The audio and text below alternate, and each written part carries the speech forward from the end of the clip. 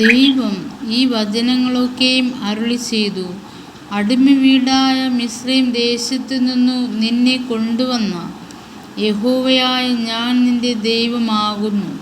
ഞാൻ അല്ലാതെ അന്യദൈവങ്ങൾ നിനക്ക് ഉണ്ടാകരുത്. ഒരു വിഗ്രഹം ഉണ്ടാക്കരുത്.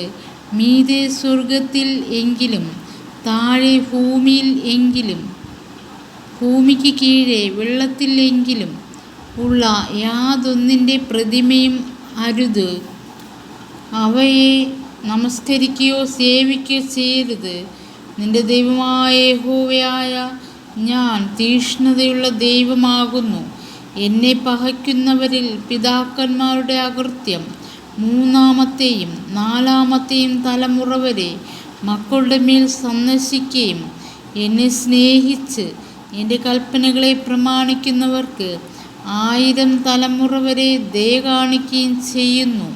നിന്റെ ദൈവമായ യഹോവയുടെ നാമം വൃഥ എടുക്കരുത്. തൻ്റെ നാമം വൃഥ എടുക്കുന്നവനെ യഹോവ ശിക്ഷിക്കാതെ വിടുകയില്ല. ശബ്ബത്ത് നാളിനെ ശുദ്ധീകരിപ്പാൻ ഓർക്ക.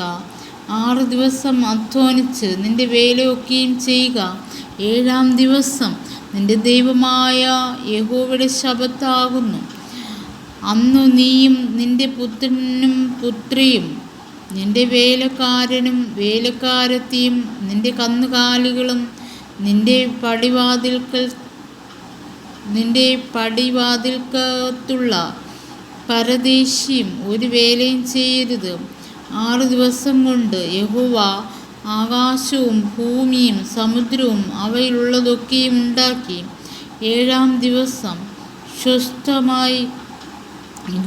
സ്വസ്ഥമായിരുന്നു. അതുകൊണ്ട് യഹോവ ശബ്ബത്ത് നാളിനെ അനുഗ്രഹിച്ച് ശുദ്ധീകരിച്ചിരിക്കുന്നു.